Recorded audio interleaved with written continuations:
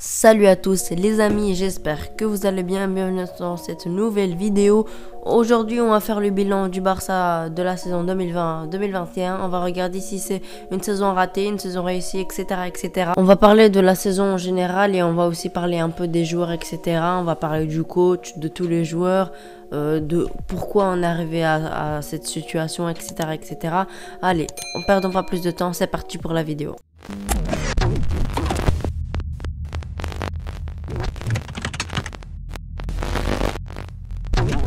On a commencé très fort puisqu'on s'est imposé 4-0 contre Villarreal.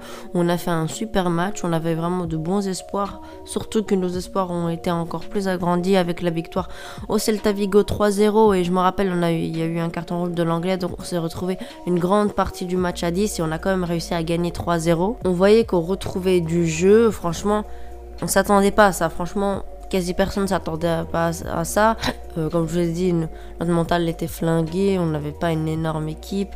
Et on avait encore, malgré qu'on a viré Arturo Vidal, Rakitic, etc., on avait encore des joueurs qui devaient quitter le club, dont Rakitic, Busquets peut-être, mais maintenant il est revenu bien, donc pour moi il fallait pas le virer. Piqué, Roberto, etc. Et en fait, on a vu qu'on était vraiment une équipe très irrégulière. On a perdu contre Alaves. Non, on a fait 1-1 contre Alaves. On a perdu au Classico. On a fait 1-1 contre Alaves, oui. On a perdu contre Retafe également 1-0, je me rappelle. Donc, on était très irrégulier et on mettait pas nos occasions. Donc là, on a vu qu'il y avait des trucs à améliorer. On a eu la victoire contre la Juve qui était un de nos meilleurs matchs du début de saison. On avait eu un super match de Pjanic, un bon match de Messi, je me rappelle, un but de Dembélé. Franchement, c'était un de nos matchs références. Mais le problème était toujours là, c'est qu'on n'arrivait pas à marquer nos occasions et qu'on avait de grandes difficultés pour défendre. Nos difficultés défensives ont été encore plus accentuées avec l'anglais qui était en énorme difficulté, qui causait des pénaltys, qui se prenait des cartons jaunes, etc., qui était vraiment pas rassurant. Puis comme on a décidé d'instaurer un 4-3-3 et là ça allait beaucoup mieux. On avait un Busquets qui allait mieux, on gagnait des matchs, on commençait petit à petit à remporter nos matchs, à essayer de remonter en Liga. On a été même pendant un moment 15e il me semble et on a réussi à remonter petit à petit. Mais on a vu les limites du 4-3-3 puisqu'on n'a pas des joueurs compatibles 4-3-3. C'est vrai, on a Busquets qui était beaucoup mieux en 6, De Jong qui était libéré, qui jouait beaucoup plus haut et qui marquait des buts. Mais le problème, c'est que déjà, on n'avait pas d'ailier, on avait Dembélé, mais le reste était vraiment pas incroyable. Griezmann en ailier, c'est vraiment pas du haut niveau. Messi en ailier, il peut plus physiquement, mais il peut jouer en faux neuf. Mais le problème, c'est qu'on n'avait pas neuf. Et en plus, on n'avait pas d'ailier. Et en plus, le 4-3-3, c'est une composition un peu à risque. Donc déjà qu'on avait des difficultés défensives, on avait encore en plus accentué nos difficultés défensives avec le 4-3-3. Mais quand même, on réussissait à produire du jeu. Puisque les résultats ne venaient pas et en plus on avait perdu 4-1 contre le PSG, on voyait que notre 4-3-3 était vraiment très défaillant. Ronald Koeman a décidé de changer de système et on est passé en 3-5-2 ou en 3-4-3, peu importe. Et ce changement de système a vraiment donné beaucoup de choses de bon, puisque Busquets était très à l'aise, puisqu'il avait 3 défenseurs derrière lui. On avait les Closons Mingueza qui progressait de plus en plus et qui est devenu un des patrons de la défense. On avait toujours gardé le jeu, mais on avait plus une composition plus défensive pour un peu régler nos difficultés défensives, même si on en avait encore évidemment. Et là, on a fait beaucoup de matchs référents, je trouve. Celui contre le PSG, on les a complètement écrabouillés. On pouvait largement faire une remontada si Navas n'était pas incroyable. Il y a le 6-1 contre la Real Sociedad à l'extérieur. C'est un stade où on n'arrive jamais à gagner. Et on les bat 6-1 avec la manière, avec énormément de buts. Et ça, pour moi, c'est un des meilleurs matchs du Barça de la saison. Et là, on va tout droit vers le titre. Si on gagne contre Grenade, on a nos destins entre les mains et on peut être champion. Et là, on perd contre Grenade et là, tout s'écroule. On perd... Non, d'abord on fait un 0-0 contre l'Atlético Madrid, puis on perd contre le Celta, donc on a tout perdu en quelques matchs, alors que c'était vraiment très faisable. Si on gagnait contre la Grenade et qu'on perdait pas contre l'Atlético Madrid, on pouvait être champion. Et là, on s'est complètement écroulé. Je pense que les joueurs ont lâché mentalement. Il y a beaucoup de joueurs qui ont beaucoup trop joué. Là, on a vu le négatif, mais qu'est-ce qu'il y a de positif, c'est qu'on a fait une remontada. On a fait énormément de remontada en Coupe du Roi. Je pense que c'est une des plus belles... un des plus beaux parcours de la Coupe du Roi où On a éliminé Séville en perdant 2-0 d'abord. On a remonté Grenade en 2 minutes où on perdait 2-0 vers la 89e minute. Contre le Rayo Vallecano, on a gagné difficilement 2-1. Franchement, c'était un très bon parcours. Avec Cornelia aussi, où on a eu beaucoup de difficultés de les battre. On les a battus en prolongation. Et en finale, ça a été une démonstration de la part du Barça. On s'est imposé 4-0 avec un doublé de Messi, il me semble, un but de De Jong. On a fait un énorme match. On avait réussi à faire craquer l'équipe de l'Athletic Bilbao. Et ce match nous a sauvé la saison. Je pense que ça a fait beaucoup de bien à beaucoup de joueurs. Ça a permis également à Messi, je pense, de renforcer son idée qu'il veut rester au Barça. Parce qu'il a dit qu'il veut gagner des trophées. Il en a gagné un. On aurait pu en gagner un deuxième avec la Liga ou un deuxième avec la Super Coupe d'Espagne qu'on a perdu malheureusement. Et ça, c'était en décembre, la Super Coupe du Roi. On n'était pas encore prêt pour la gagner pour moi. On avait encore beaucoup de défaillances et on s'est amélioré. Et je pense que si on aurait joué cette Super Coupe un peu plus tard dans la saison, on aurait gagné. Il va falloir faire un choix si on doit garder Coman ou pas. En tout cas, s'il part ou s'il reste, il a fait son boulot. Il a réussi à faire revivre le Barça, à lui faire gagner un trophée au moins.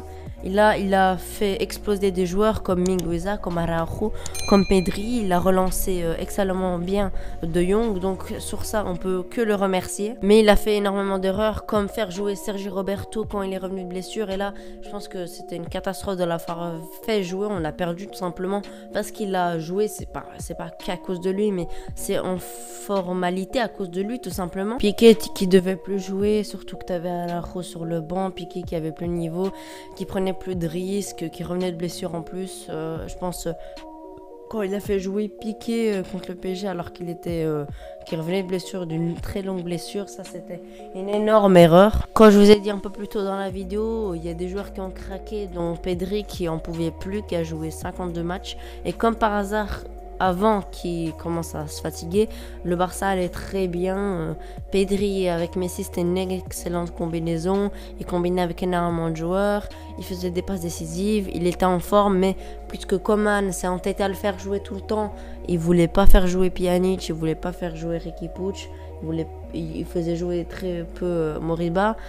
Tout simplement, il a craqué, il en pouvait plus, il a trop joué. Ce Barça a montré beaucoup de bonnes choses aussi. Il faut pas voir que le négatif. Déjà que le Barça nous a fait donner des espoirs parce que franchement, après Louis II, je m'attendais vraiment à une saison très compliquée où on pouvait faire une saison blanche. On a récupéré la Coupe du Roi qui est vraiment un bon trophée parce que je vois beaucoup de Madrilènes qui sous-estiment ce trophée. Mais nous, au moins, on fera une saison où on gagnera des trophées. On espérera que l'Atlético fasse le boulot pour que le Real Madrid n'emporte pas la Liga tout simplement. Donc ils nous ont fait espérer beaucoup de choses. On croyait en la Liga, on a cru contre le PSG, ils nous ont fait croire contre le PSG, on a eu de l'espoir. Comme au retour, on a eu aussi beaucoup d'espoir. Donc déjà c'est vraiment une victoire qu'on a espérée. Pour moi les tops de la saison, on va commencer par le premier, évidemment Messi qui va prolonger, heureusement Messi qui va prolonger, qui a fait une énorme saison. Il a fait une saison à 30 buts en Liga, je sais pas si on se rend compte alors que il a commencé à devenir, il a repris son niveau vers décembre. Imaginez s'il aurait fait un début comme ça. S'il aurait fait un début comme ça, il sera à plus de 40 buts et il aurait peut-être récupéré à coup sûr le ballon d'or. Donc Messi qui nous a sauvés à plusieurs reprises où on était en difficulté, où on devait gagner, il a réussi à nous sauver, mais il y a des fois où il peut rien faire, où il ne peut pas toujours nous sauver. Et là on avait De Jong qui a fait une énorme saison. Quand il est passé en 4-3-3, Coman, déjà son premier objectif c'était de le mettre à l'aise pour qu'il soit au haut niveau, qu'il reprenne son niveau normal. Et là, il a fait une saison exceptionnelle. Il a fait une saison très très secotée, je trouve. Il marque des buts, il fait des passes décisives. Il est là défensivement et offensivement. Il a joué tous les matchs et il est toujours pas fatigué. On voit qu'il est toujours très bon physiquement et il va encore jouer contre Eibar. Donc c'est pour dire. Si on doit dire des flops, on peut commencer par l'anglais qui a fait beaucoup d'erreurs, qui nous a coûté énormément de points. Je pense au pénalty contre Cadiz où on fait 1-1, au rouge contre Celta Vigo où heureusement on a gagné. Et en fait j'ai plein d'erreurs en tête et franchement c'est une saison catastrophique de sa part. Il va falloir qu'il se reprenne, même si ça va mieux depuis 1 ou 2 mois, mais franchement c'est une saison catastrophique de sa part.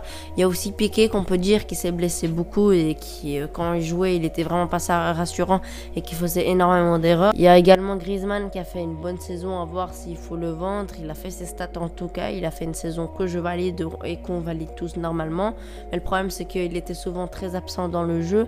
Il y a également Busquets qui s'est repris et qui faisait vraiment de bons matchs et qui est essentiel au Barça. Il y a Dembélé qui ne s'est pas blessé, qui s'est blessé qu'une fois et qui a fait de bonnes stats et qui est indispensable. Il y a Mingueza, la révélation, Araujo, la révélation aussi, Pedri qui est la révélation également. On a eu énormément de satisfaction comme qu'on a été déçus. Mais en tout cas, c'est une saison pour moi réussite. On a bien entamé notre transition. L'année prochaine, il va falloir avoir des ambitions. On compte sur Laporta pour faire des choix de coaching, s'il doit virer Coman ou pas, des recrues, etc., etc. On le fait confiance sur ce point. Et j'espère que vous avez aimé cette vidéo de bilan de saison. Si vous l'avez apprécié, n'oubliez pas de vous abonner et de lâcher un pouce bleu. Merci d'avoir regardé la vidéo. Salut!